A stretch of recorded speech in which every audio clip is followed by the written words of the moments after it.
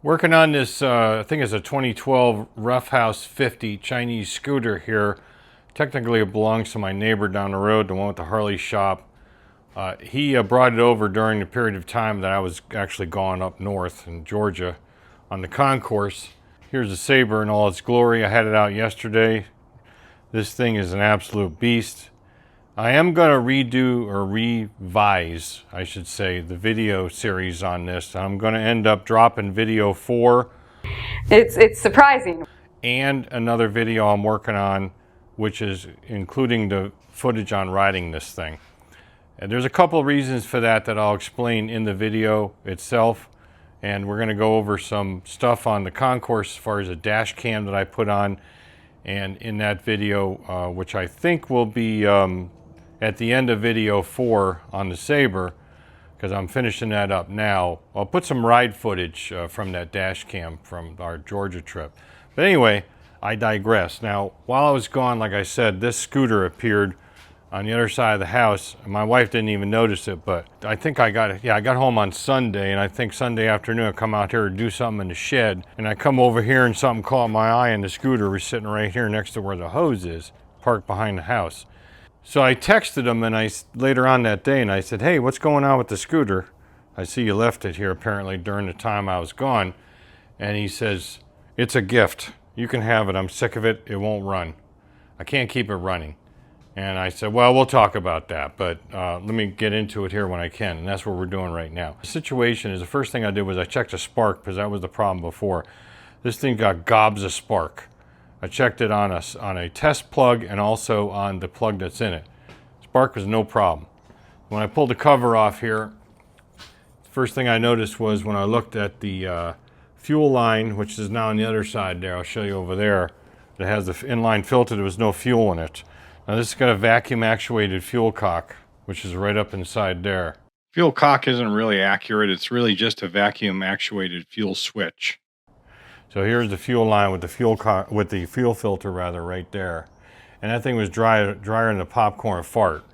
So I said, "What's going on?" So I took my vacuum pump here and put it on the vacuum hose that comes off of the intake manifold, that nipple right there. When I pulled on that with the vacuum pump here, I could hear that vacuum actuated petcock kind of go clunk, like it was sticking. And once it opened up and did that clunk thing, it started to flow fuel. It started, but it was reluctant, because I think the thing just hasn't been getting enough fuel. I don't know, maybe it was just needed to populate the carburetor, but it did eventually run okay. So what I'm doing right now is I'm going to drain the tank, because I have an idea, which is the whole purpose of this video, is show you this. And so anyway, let's see if we can make it do it again. This thing's been off. There's no vacuum on it right now. Put some vacuum on it. Listen.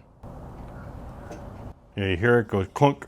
Flows fuel fine and it holds vacuum. It's kind of a shame. This thing is most definitely sticking closed.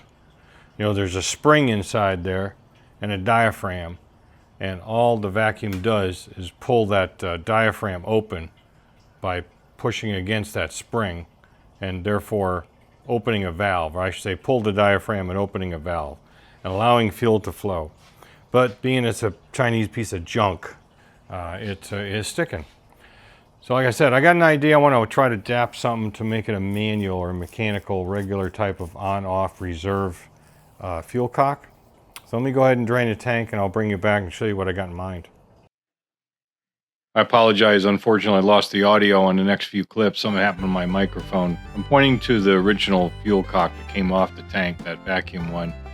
And what we're going to end up doing is making a fitting to adapt that one as far as that thread, which is a M14 by 1.0 thread pitch. That one right there. And we're going to adapt it to that CB900F fuel cock, and that is an M18 by 1.0 thread pitch. So the thread pitch is the same, luckily. That is a brand new fuel cock out of the box. Nothing wrong with it. I got it in some sort of part slot at some point years ago. I have tested it, it's perfectly fine. The fitting is a little bit larger than the outfitting on the vacuum one, but we can adapt that too. And what we're going to end up doing is losing that filter screen, because it will not fit inside the small hole on the tank rather, on the scooter. And we're probably going to end up losing the copper tube as well. because it is offset, as they typically are, because one hole is for basically main and the other one is for reserve. So unfortunately we're not going to be able to use either one, which is fine. So it'll essentially flow fuel in either reserve or on at the same amount and no reserve setting. There wasn't one on the vacuum petcock either, so who cares, right? As long as we can turn it off and turn it on and it flows fuel reliably. So again, that's an M18 by 1.0 pitch. And so we're going to have to make some sort of an adapter out of some sort of material to accommodate getting that onto the nipple fitting that is on the fuel tank. Here's that nipple fitting on the fuel tank. As you can see, it's a male thread, and again an M14. It's got a flat bottom. There's no like recess in there. Some petcocks have somewhat of a counterbore made into that where the O-ring goes. That is just dead flat, and there's a flat rubber O-ring that went between the sealing surface on the vacuum petcock, that's it right there, and that surface on the nipple on the tank. So it's a pretty simple way to set that up. There isn't a whole lot of crafty machining we have to do to deal with that. And I'll show you what we did as far as that gasket goes toward the end of the video. So this is going to be about machining essentially some sort of an adapter for this, and I think you'll enjoy. I think we'll get some out of it, and I sure learned a lot doing it. This is the material we're going to use. It's one of those old grill adapters that goes from the new type of thread on the bottles that have that pressure valve thingy to an old style that you can just hook up to a hose. Obviously we don't use these anymore, so we'll just go ahead and cannibalize it for this job. First operation in the lathe is going to be essentially cleaning up the threads on this smaller end. That's where that hose would go if you had a regular hose back in the day for, you know, a stove or a grill or something, or you were feeding fuel to a heater. I'm just going to run this down and clean it up. There's no particular dimension here because this is the side that I'm going to use to go up into the tank, and it'll have an internal thread, not an external thread. And I'm also going to face this down to get rid of that recess or dimple inside there, that almost a counterbore. It's kind of like a counterbore countersink in there, which is where the fitting would have sealed in there. The taper on the regular old style gas fitting would have seated in there. We're going to get rid of all that, and then we're also going to thin out that hex a little bit at some point and move it a little bit further in so we have a little bit more length on this particular boss.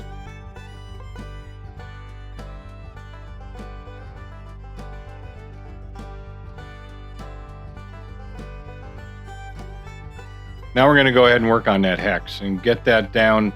It's too big, so we're going to recut that. So I'm just going to bring the diameter down, but I am actually going to thin it out. And as I've described before, essentially lengthen that end of it, because we're losing some length when I face that off and we go into that area with that little taper. And I need that extra length at this point at least. And again, that hex is really big. I don't even know what size it is. Probably like 28 mil or something. So we're just going to bring that down to, I don't know, it doesn't really matter. I'm kind of going by eye, cleaning it up, and then we'll go ahead and get that end faced.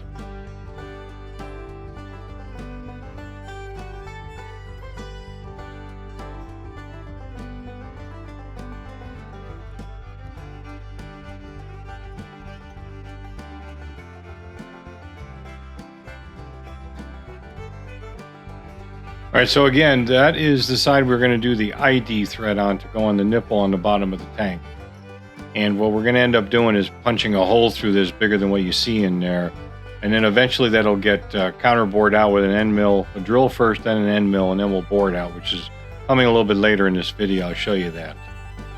So really all we have to do right now is flip it around and do the other side, because there's some features on there that we don't need. We need to kind of rough this all in. Side is getting an external thread, so we have to mind the diameter on it. So since it's an 18 millimeter thread, we know the major diameter on that is 18 millimeters. So I do the conversions over to imperial because that's my measuring tools, and then we're going to turn this down. We're also going to get rid of that bulged area, which is the mating surface that goes into your new style tanks with the I think it's called a pressurization protection valve or overfill valve or something. We got to get this down essentially diameter wise and then get all that crap off the end. And then once we do that, we can work on some of the internal features like the drill the hole. And then we'll start with the external threads on this end since it's set up this way. Not going to take that little bullet nose end off of it just quite yet. Not going to do that because I want to leave some length on this. Once it comes down to finished diameter, I'm going to put it into a collet block in ER32 collet, and we're going to go ahead and recut that hex so we have some way to turn this and install it onto the tank. So that's the next operation. I just wanted to leave it a little bit long. No reason to shorten it at this point. We'll just put it back in the lathe and we'll bring it to final length as far as that part that I'm turning down right now, which again is going to be an external thread.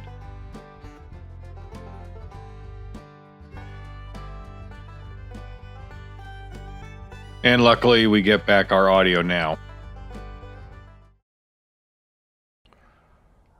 I'm sorry for all that overdub.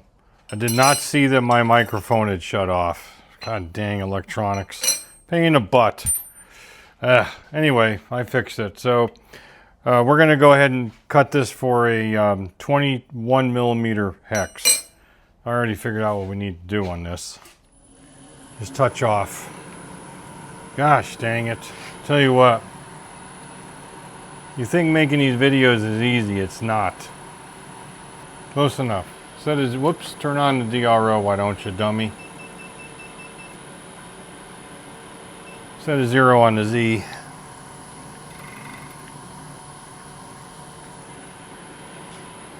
Dial in the depth. Take it in one pass, only 70 thou. Supposedly. Probably calculated that wrong too.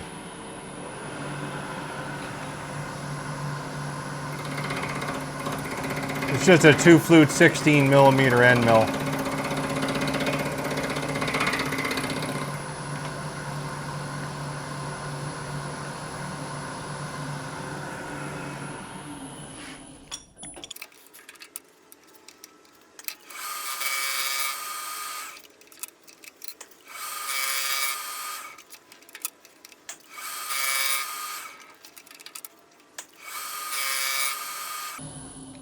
See if we're right. Yeah, good enough. I mean, you can make it anything, any hex. Just use an adjustable wrench for crying out loud, but I figured why not go for a dimension. Alrighty. Gee, I hope that recorded this time. Yeah, close enough. All right, now we'll go ahead and get this down to final size, I guess, and then we'll cut the length and we'll drill through it of the appropriate diameter. It's got to be obviously smaller than the 14 mil that we have to go into for the thread that goes into the tank. Otherwise, it won't be a shoulder in there. So we'll probably just mimic the hole that's in the tank itself. I'll just stick a drill bit up there and see what size it is. It's a little bit bigger than that tube that comes with the CB900F fuel cock. Remember, this is a scooter, 50cc. It don't have to have a lot of fuel flow, so I think we'll be okay there. Besides the fact that I cracked my wrist like Major League getting that collet undone just now. Oh, on the mill. Now my hand is like half paralyzed just about. I tell you what. Crazy. I'm going crazy here. Okay, so we're really close on this, I think.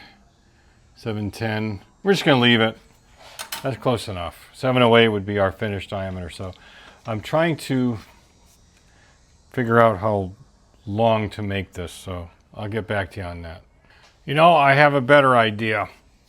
I'm just gonna get rid of this rounded end and we're gonna leave it long, and we'll go ahead and thread this OD right now, and we can try it on the fuel cock once we put at least a 1/4 inch hole through this, because it's going to be a lot easier to check this thread when it's longer and get an idea of what we're doing here, because I'll show you what we have to do on this kind of situation, because we got to calculate in a thread relief as well. So I'd rather do the thread and then just cut it to length then, and then we'll still have a good thread as far as a thread start goes, and then that would be the safest way to do it. Since we're already set up to do this, the other side is an internal thread. I kind of wanted to do the internal thread first though, so I don't have to chuck on the external thread. But we can always put some aluminum around here or chuck on the hex if we wanted to. It doesn't matter if they're not 100% concentric. So since we're already in this setup, we might as well just do it that way. So let me get rid of this, you know, bullet-nosed end rather, and then we'll take it from there.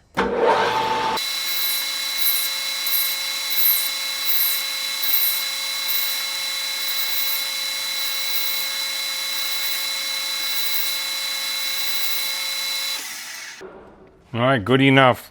I'm gonna bust a 17/64, go a little bit bigger than a 1/4 inch actually, through this whole thing. That'll be about the right size. I shoved a 1/4 inch drill bit. I shoved it in that hole, and it was a little loose, so this would be about right, I think.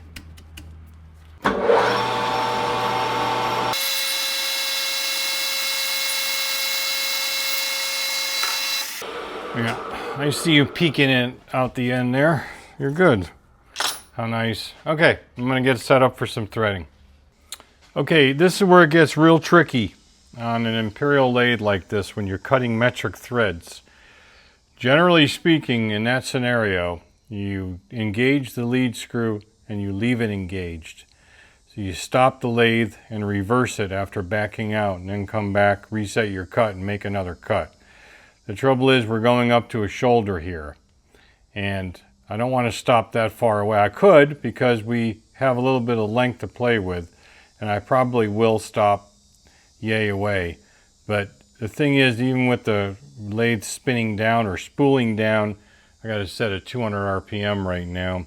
It's still going to want to go a little bit further, and there's a potential to crash against this thing. Unless we stop way out here, which I'm just not going to do. So, well, I'm going to try to get as close as I can to this. There is a trick we can do for this. We will establish a number that we engage on, and that will be the number that we remain engaged on, sort of. So what we'll end up doing is we'll end up coming in, backing out, hitting the lathe off, turning the lever off really fast so we do not let this go around a whole revolution. We'll mark this number to remember, like number 1 or something. Then what we do is we reverse the lathe, watching the number, and then re-engage, and then bring the carriage back. Really the only way to do it in an imperial lathe. It's not the best way to do it.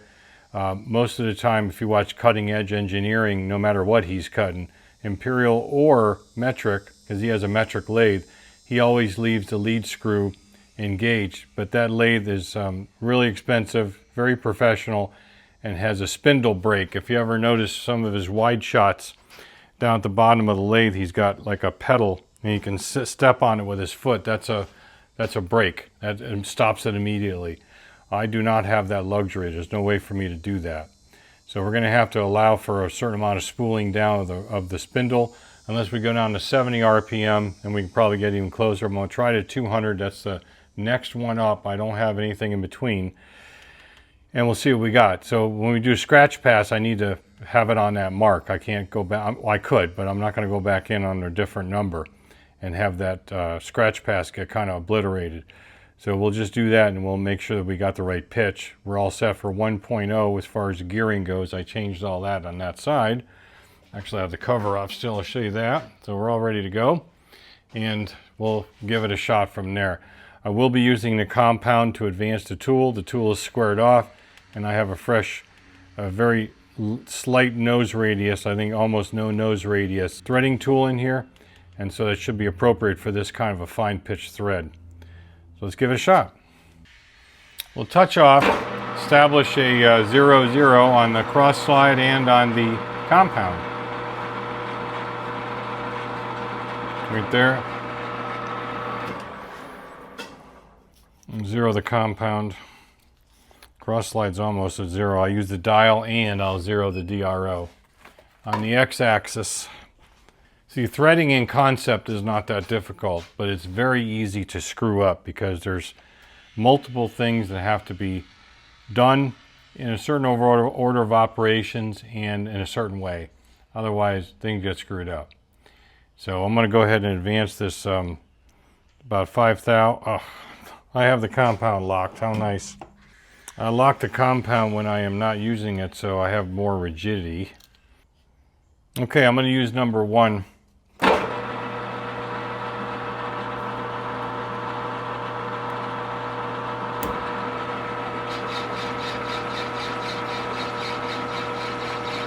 Disengage off really fast. I'm going to back the tool off using the cross slide, just yay much. Now we'll go in reverse, and when I see the number 1 come back, I'm going to re-engage.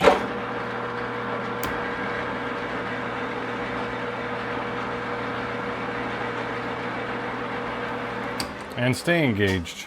We'll see how that looks. Should be 1.0. Yep, looks good. Just takes me a little longer because of my eyes. Ain't so good. Whose is though at the age we're at? All right, 0 the cross slide, and then we'll advance a little bit more and take an actual cut. I know the depth of cut's going to be about 32 thousandths. I could calculate that out on the using a formula, because we obviously are going in at an angle here. Let me back you out. We're going in at an angle. I forgot what the formula is, but I'm just going to, well, actually, I'm going to go calculate it out. Well, the only calculator I have is in TPI, or threads per inch, which is imperial, but that's close enough because I know from another chart that it's around 26 TPI for a 1.0 pitch thread, and that's 27 thousandths, and I was thinking around 32, so it's probably about right, because it's going to come up shy, I'm sure, but it gets us close. So we'll just try it from there and see what happens.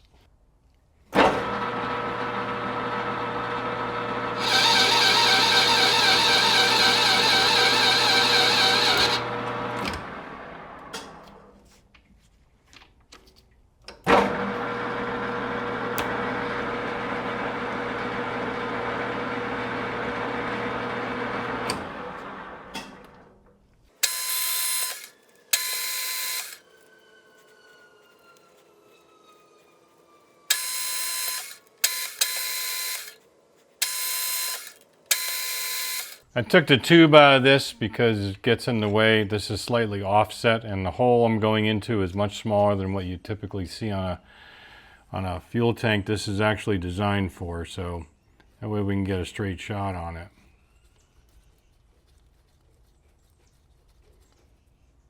And right there, we're there. I just took a couple more thou.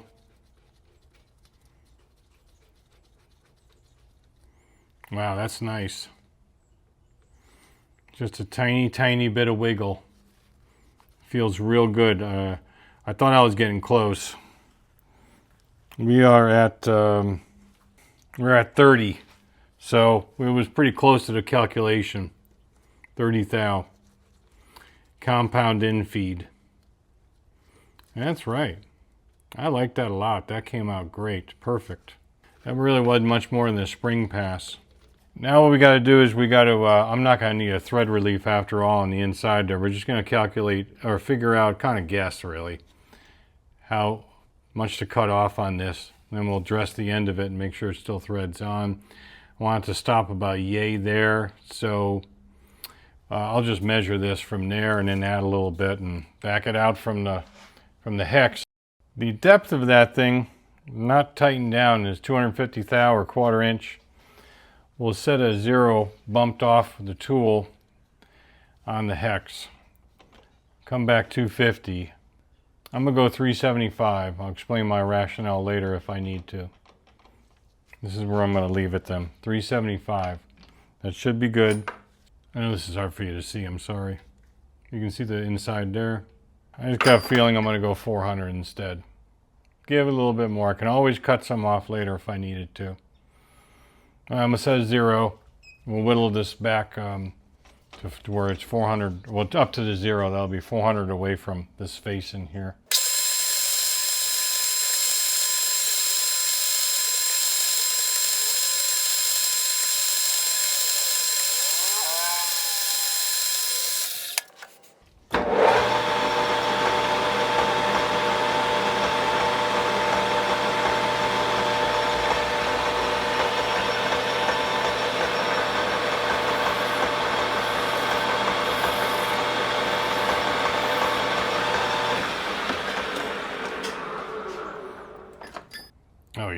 That's nice.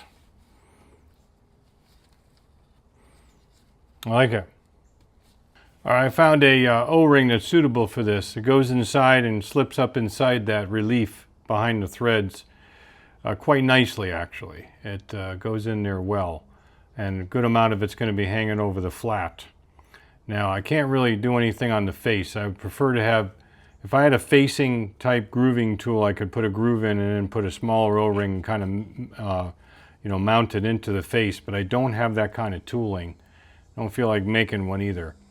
So I figure if I put this on and it sits inside there and I cut some relief on the outside of this thread, that's about maybe 60% of the thickness of this O-ring, which is about 90 thou. Of course, it's round, so it's all the way 90 thou. I'm talking about the cross-section thickness of it. We do that on the X and the Z. In other words, in this way and in that way. And that way it'll give it a place to go and it'll squish it. We may even go a little bit lower than that. And so it'll essentially form itself into this little relief that we put in here and squeeze it against the back edge there as well. I think that will work pretty well because as you can see, I don't know if you can see this or not, but there's a good amount of it on the face. I mean, it's not the most optimum thing that I'd like to do, but I think it'll work pretty well. And it's really the only thing I can do because I don't have a flat one. If I had a flat, thin O-ring that could just go in there and just mush in there, I'll look one more time before I make this cut, but I just don't have one that I can find. So I think that's going to end up being the solution for this, or at least we'll try it. I got even a better idea. Here is that stack, that filter stack. This is the O-ring, the Honda O-ring that would come with this. Just this little thin O-ring is what seals this off in an appropriate tank for this, what's designed for this fuel cock. You see inside there's a little relief. That's for this end. So this goes inside here and just kind of presses in snugly, like so. And, well, most of if it would go in. I don't have the brass tube on it. The brass tube actually holds it up in here as well, but you get the idea. That's integral to keeping this thing in place. But the bottom line is it just fits into that top part of that bigger part. There's a bore and a counter bore there, or a counter bore and a bore if you want to look at it that way. And well, all that happens is that thin little O-ring gets pinched between the two metal surfaces, the nipple on the tank and then this part right here, because it's a thin O-ring. So what we can do is we can cut this down just a little bit and leave basically a boss coming out. That's this diameter, the diameter of this thing. Slip this O-ring over and put this on. It'll be basically the same as if it was on a fuel tank. I think that's the safest and best way to do it because it gives it an alignment with the O-ring to stay on there. It's toward the inside way it's designed. And I think that's just the best way. So I'm going to measure this thing. We're just going to take a little off. I'm glad I went an extra 100 thousandths there because we got enough depth to do that. Let me change the tool. Excuse me, I got gas. Change the tool around again. Okay, so that's 425 thou. We'll make her slightly bigger so it kind of stretches over a wee bit. Yeah, we got to go 134 thousandths on the side. So what we'll do is we'll go close to that and then finish it out. I'm just going to go in that amount. I'm going to plunge it. Let me slow this down a little bit for this. Probably shouldn't be using such a high positive rake angle tool on this, but it seems to work pretty well for brass and copper and so forth. Not copper, but bronze. And we'll just do it a little slower. I'm going to follow my gut feeling on this.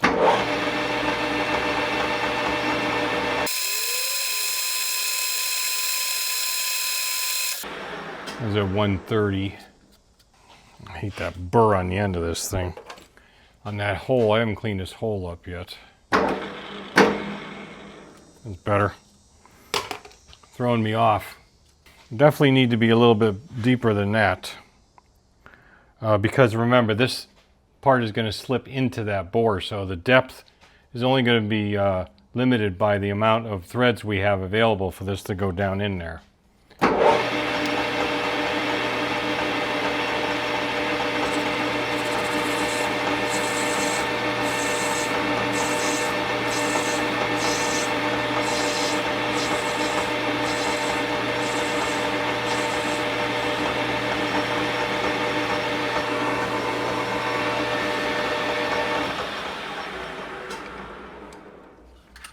got something we can measure.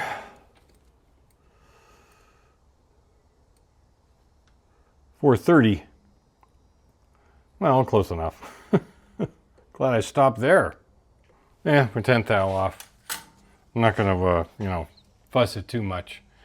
I'm going to need to go deeper, so I'll just back off 10, and it'll be a little bit wider at the bottom. But the, yeah, that's pretty cool. So this O-ring, which is going to be all full of brass, but we'll wipe it off. We'll go basically like that over this little tit right there, you see?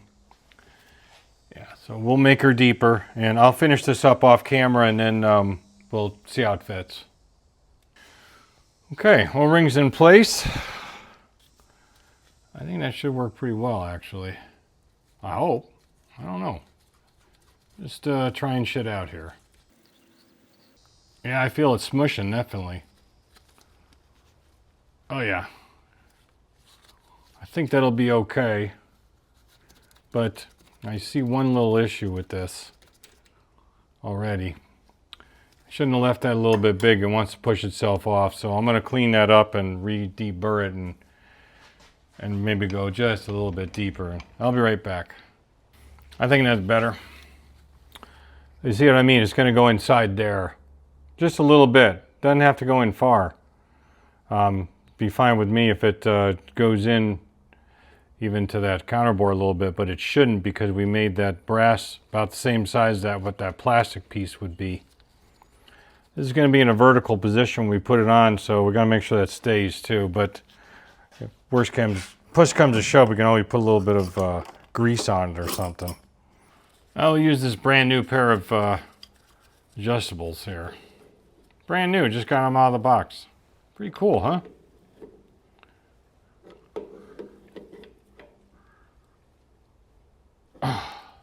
Yeah, it feels like it does when you put it into a tank. Because it's got, you know, it crushes it between two flat surfaces in that situation, you know? Just like that. So you got to clock it right. Worst case scenario, put a dab of blue Loctite on the threads here, make sure it stays in place, or a little Teflon tape even, just on the threads to keep it in place, you know. It looks pretty good, and the O-ring is in good shape. I think that's going to work. I think that's going to work just fine for this. So that side's done. I'm going to say that at least. Who knows? Maybe it's scrap. All right, now this is the tricky part. We got to do an internal thread. I don't have a tap that size, but this will be good learning experience even if I screw it up. So let me point out a couple things for you here. And the confusing part of this is I'm working with measurements that are belonging to an OD thread on the petcock that come off of it, this one here. What I have to do is I have to convert it in my head and make sure I'm remembering that I am doing an ID thread. So the first thing I did was I made a thread gauge that fits perfectly inside this guy right here. This came out really well. Just in a regular external thread. That'll just be my gauge to make sure the thread's okay. The blue tape represents the depth that this thing goes in when it bottoms out inside there. That's all it's for. So I can calculate out basically how deep I need to make this bore. This mark on the outside is essentially where I'm thinking about cutting it off. We're not doing anything on the outside, so even if I don't use that, I can always cut it off or turn that down a little bit because the wall thickness is quite adequate here. But it's just a reference because I needed to make some calculations. Mainly, I need to make the counter bore in here, or the bore itself, for the threads. I need to do that now, full depth, even with this added section in here. That's one of the reasons why I had to do this, to help that calculation out.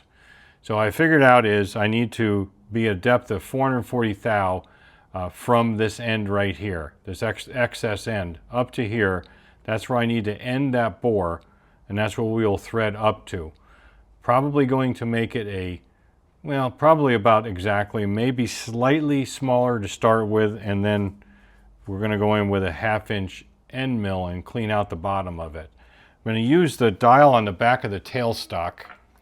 I've never done this before, but I just tested it with the indicator, this guy right here, because I don't have a tailstock indicator. I can build one with the the one I use on the compound, but I just don't have that set up yet.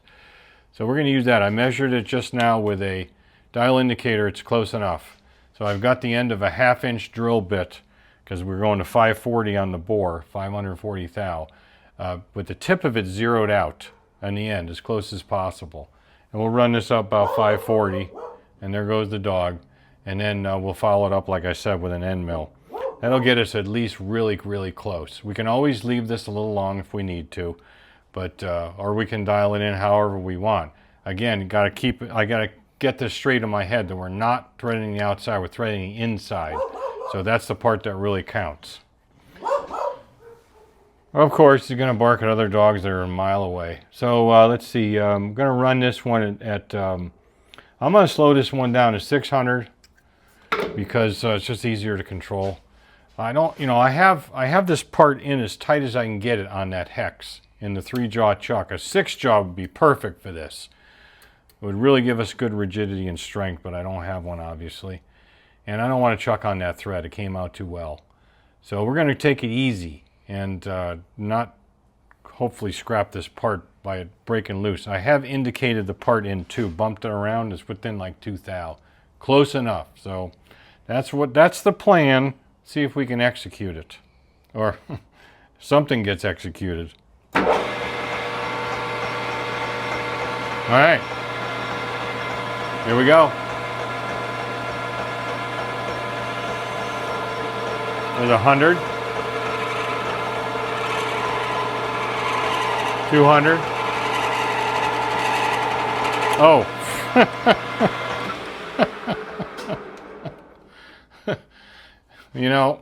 I don't know why anybody watched these videos. Somebody, I don't know who it was, the apprentice I guess, forgot to lock the tailstock down. So the tailstock is simply moving backwards. Let me reset. Try that again, shall we? I'm slowing that down even more. What did I set that at? I set it at 600. Let's just go down to 360.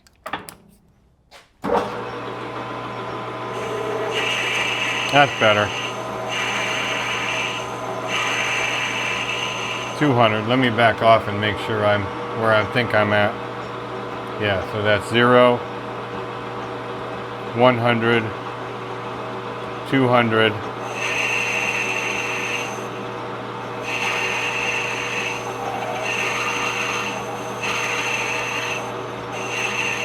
300,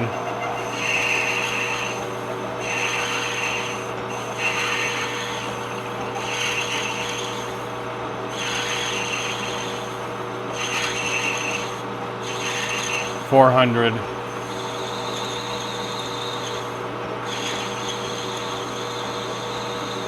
440 right there.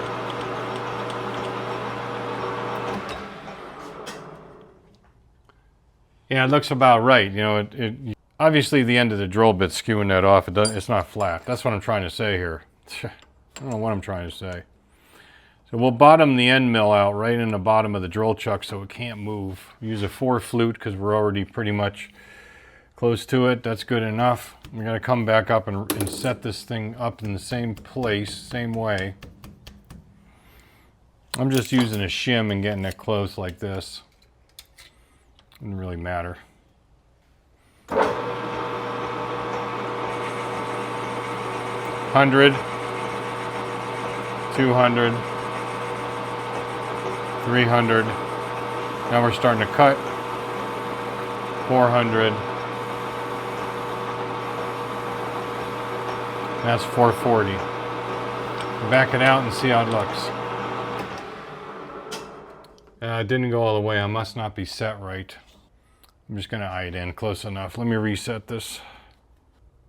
I'm going to have to go a little deeper. I still see a little of the angle of the drill. We got to clean that up. That's real important for that to be square in there. So it is what it is. We'll just have to go a little bit at a time. I am sorry that you guys are not 100% in frame here. I'm sorry about that.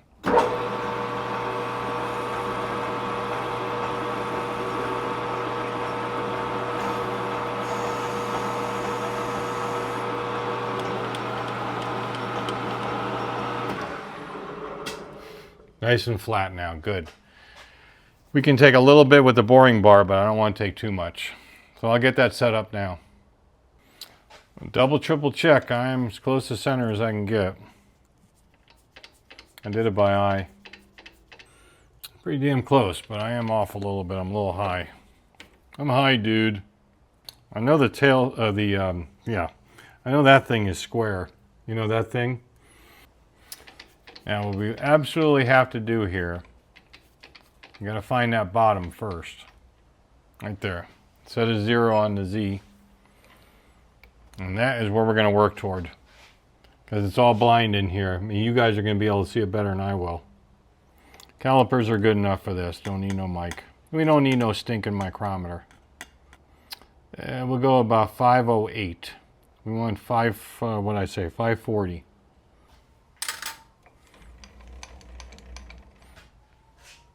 Touch off. Going about 20, see how that works. Do I want to do that? I'm going to slow the feed way down and go power feed on it, maybe. These metric threads, gears, I'm not sure how that's going to be. Let's try it. That's all right. Rather slow than fast. Oop, touching now.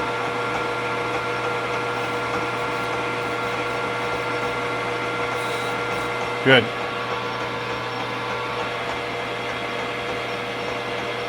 20. Yep.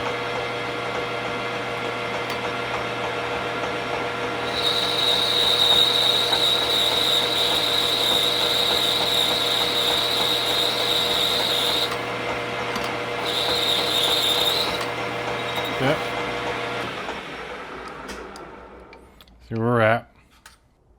Yeah, see it took a little bit more because the touch off was heavy. It's 534.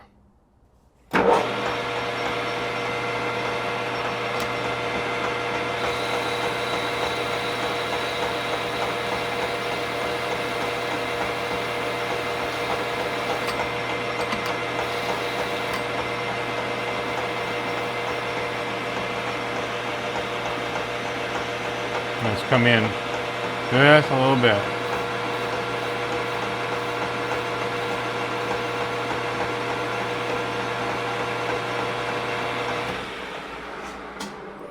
Make sure we square that bitch off, which we did. Looks good. Let's get some blue on the edge there. And remind me to reset the gears here. Thanks for not doing that. Okay, we're back in B5, so we're good. And go over to threading. I don't need to check the threads because we already threaded twice with this setting, so we're good. B5, 1, 2, 3, 4, 5. Let me double check that on the chart. The chart that's down on the floor. Okay, so let me get a little light in here so I can see. I have rarely done any internal threading, in case you hadn't already realized that. So this is a learning experience for me. That's why I'm doing this whole thing. It's fun to learn. All right, so touch off.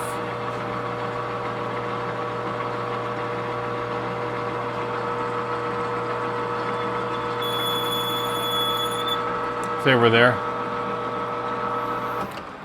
Now what we're going to do here is we are going to use the inching button, and I'm going to be over here to the left side. You can't see it, and that's how we're going to advance it once we engage.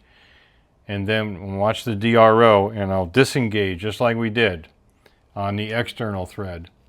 And then I have to come away from that thread. Now luckily these threads don't have a lot of depth to them, obviously. But I don't have a lot of room with this bar inside this bore, so I don't want to crash in the other side of the wall. And I have to zero all this stuff. And we should, well, zero it that way, and we should be good. I think. Find out, won't we? Oh, you know what? We forgot to do something. We got to set the depth of this guy. So I'm going to come in now that I'm all zeroed out. We're set on the depth of the boring bar. We need to know where this one stops. About right there.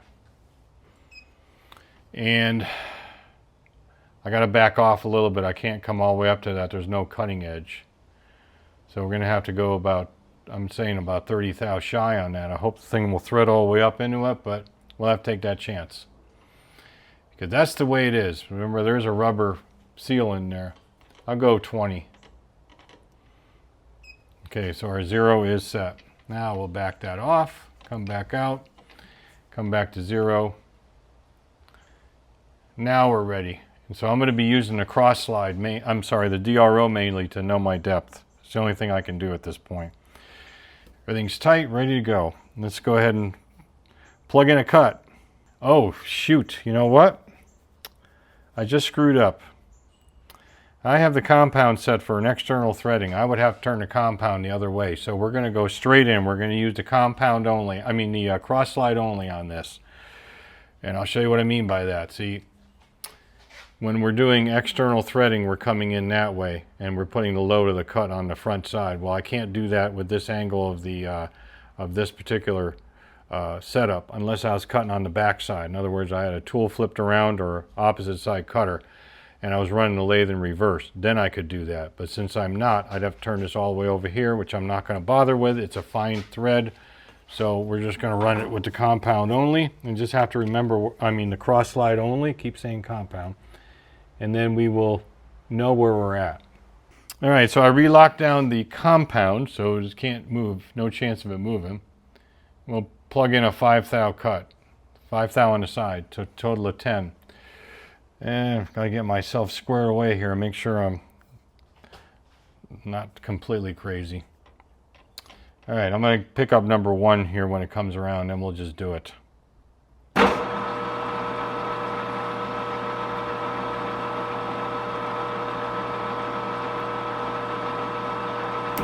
We're in.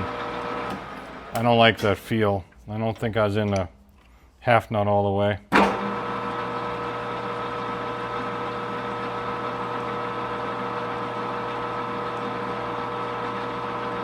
That's better. Okay, here we go.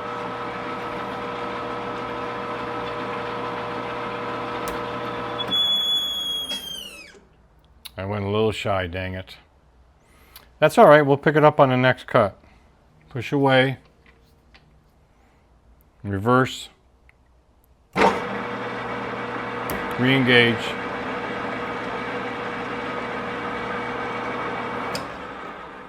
and come back.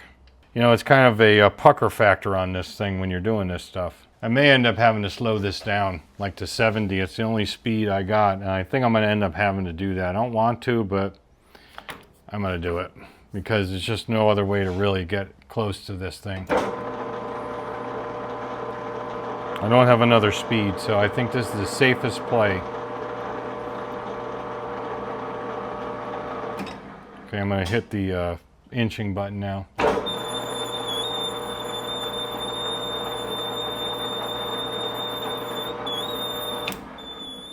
Reverse.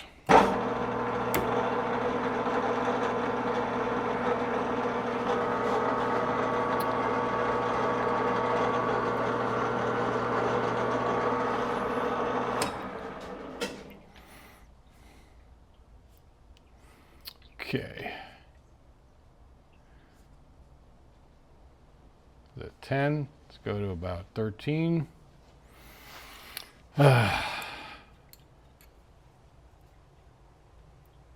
Looks good in there, at least so far. Let's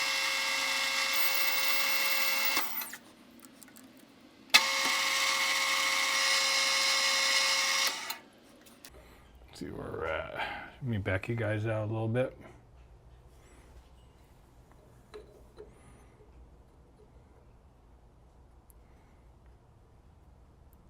Close. We are not there, but we are close.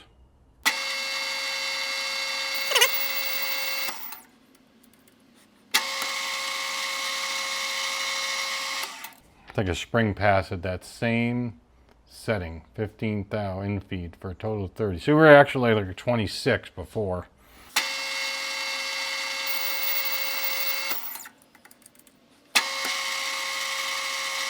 Come back to 15. Test it again. I know where I'm at. Almost. We're getting better. A little bit more. I think that'll work.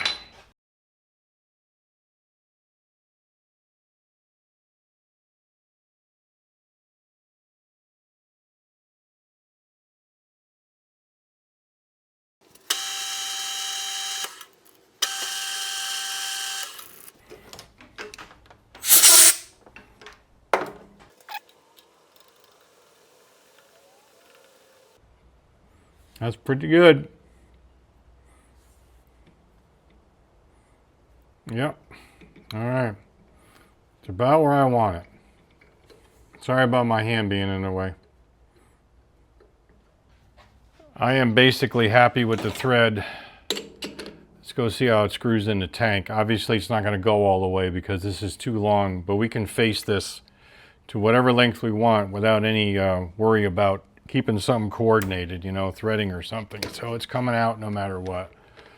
That's it. That ain't too damn shabby for somebody who don't know what the hell they're doing. And I got the threads right up to the bottom too, which is nice. All right. I don't know if I can get you in here with me in here, but see what happens when we try to get it in. If it goes at all. It might not. Oh, there it goes. A little looser than my test piece, but I think that's still going to work fine. I mean, I would like that a little tighter, but I think we'll be okay with it. Coming to the end of the threads now. Yeah. A little bit looser than I wanted, but I think it'll be okay. Give it a clean up, bring it to length.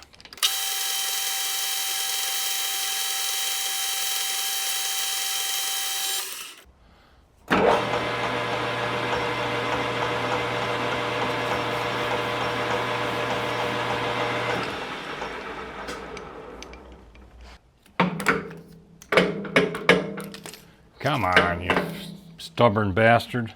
I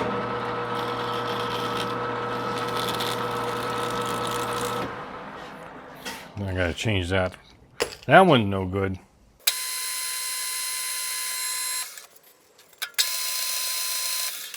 Looks good for my house. I ended up putting the part back in and deepening that a little bit. Went a little bit too much on parting it or facing it off. It needs to be a little deeper to accommodate the flat O-ring seal for this, which you'll see here in a minute how I did that. And I didn't affect the threads, and I used the end mill and the boring bar. Of course, here is the fitting alone, just fitting itself onto the nipple of the fuel tank with an O-ring seal, which I'll show you here now. How the fitting itself, or the original petcock in this particular case, was sealed against the nipple on the tank was this little piece of rubber flat O-ring here, which as you can see is pretty chowdered up. I wanted to replace that because again it's pretty much scrap. So I have this sheet of Viton. This is Viton rubber. I use it to make fuel resistant gaskets and things. The small holes are from like when I make the choke push rods on CV carbs, the little seals for those. I use this for that. It's the right thickness, and I use it for other things as well. So I made one of these for that fitting again that goes up against into the nipple of the tank. I tried a bigger one first, it was too large, went to this size, put a hole in the middle of it, and it seems to fit really well and tightens up just fine. But like I said, I'm going to back it up with some blue Loctite, both of them, both the fitting and the fuel cock. Why not, you know?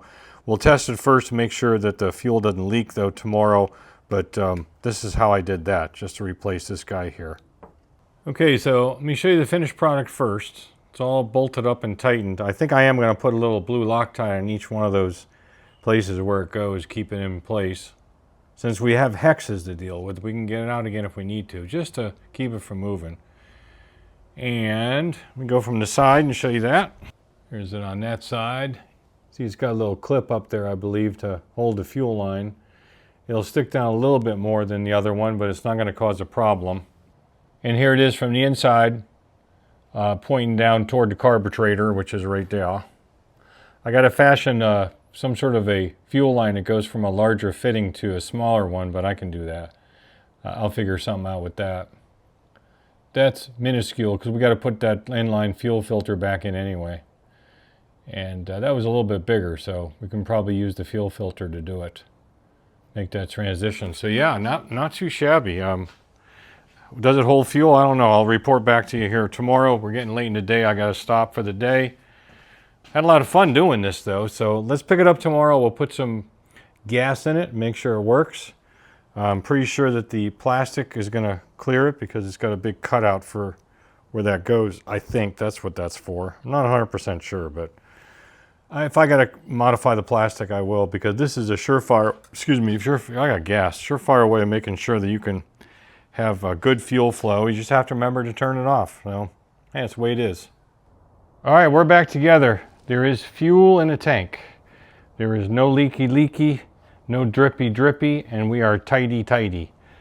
Now I'm going to be honest with you. I made some engineering changes to it, and I'm going to tell you a little story here about a man named Jeb. No, not him, but a man named Tom who cut some internal threads a little bit too big on a brass fitting.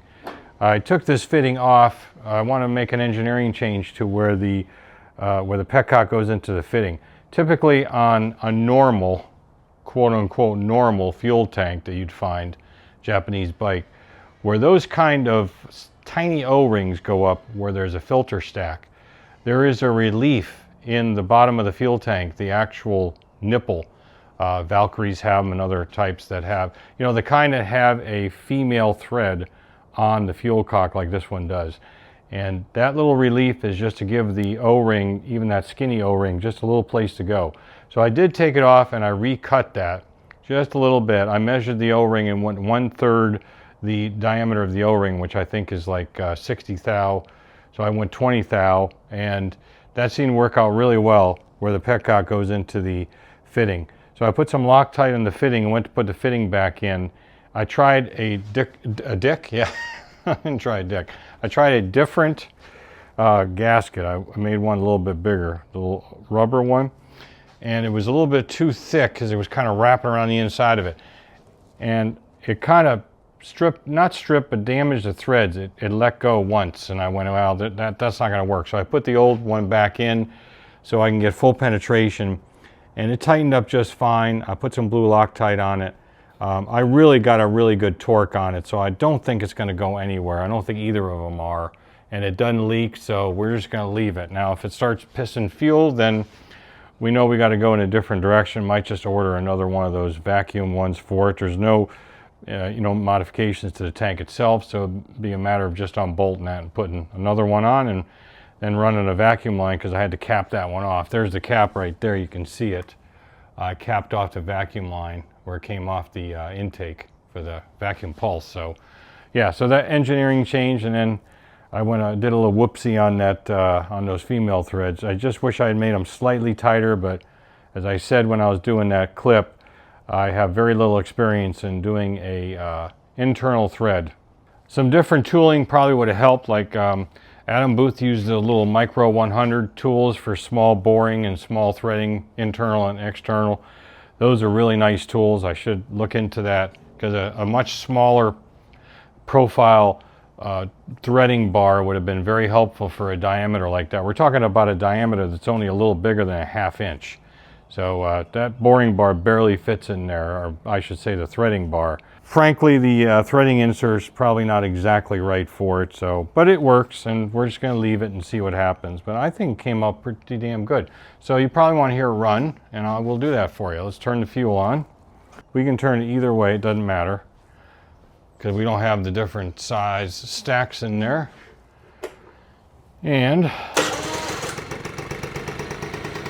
that's right up.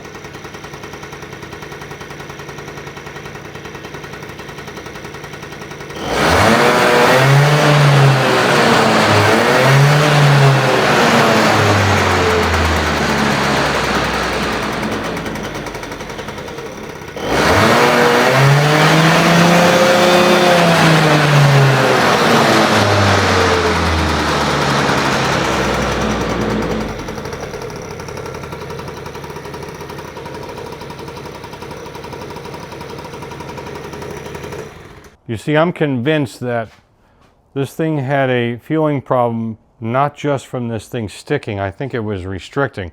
So in other words, it wasn't opening all the way when it was opening with a vacuum impulse, because this thing's running a lot better. I don't think it was getting enough fuel before. I think that was our entire problem, with the exception of the normal and customary carburetor problems that these things have. And I'm going back months now when I first worked on this thing, even before the last video. When I first got it running and it ran okay, it was a carburetor issue. The video I put out, I think it was just one, maybe two, on this thing, had to do with the ignition system and changing out all this crap in here because I didn't understand the CDI ignition system, pulse generations off of the pickup coils, firing the capacitor in the little CDI box and then giving it spark. So once I just shotgunned all that. I had to use the original pickups because they didn't work, they didn't fit. The ones that I got in the kit didn't fit, the bracket and stuff. So I just soldered those wires in because, like on a Japanese bike, they come as a complete part of the harness, charging system, ignition system, and the pickup coil for the ignition system for timing. The pickup coil or coils, depending on how many you have based on your cylinders. So yeah, this is ready to go, and I gotta run it down to my neighbor's later and talk to him and see what he really wants to do with this thing. I don't know if he wants to just dump it off or what. If he's insistent on it, then I'll give him some cash and then we'll make a deal. And I don't know where I'm gonna put it, but we'll figure out a place to put it, because it is kind of fun to run around the neighborhood and do a little errand. I do have the paperwork for it, so I could get a, I guess a title. I'm not sure how these things work in Florida. Certainly get a tag for it, and then run the son of a gun down to Publix if I need to pick up a couple little things. I have to get new tires though, but yeah, it's kind of cool. All right, so that's it. Successful repair, modification, bunch of machining, and a lot of fun, because I just don't know how to do a whole lot of internal threading, and now I know a lot more about it. So as usual, you know what you need to do if you want to stick around and see more stuff, assuming I put more stuff up. I am going to put the stuff up on the Sabre though. I already told you I'm going to do that. Yeah, go ahead and contact Ripley's Believe It or Not, because we are definitely going to put the Sabre stuff up, at least 2 videos, and one of them will be riding it. And in one of the videos we'll have riding on the Concourse 2 up in Georgia. I'm working on them right now. We'll get this one up first though. Kind of attract anybody back to the channel after the last video where I said I probably wasn't going to do anymore, and I'm still thinking about that, believe me. So if you want to stick around and roll the dice, I'd sure encourage you to do that. Like, share, subscribe, ring the bell, all that stuff. And then it sure helps me out. Maybe my views will perk up, or it's going to be worthwhile or more worthwhile for me to do this. Until then, I hope to see you on another video. Thanks for watching. Don't just repair, restore, and modify. Hey buddy, we'll see you on the next video.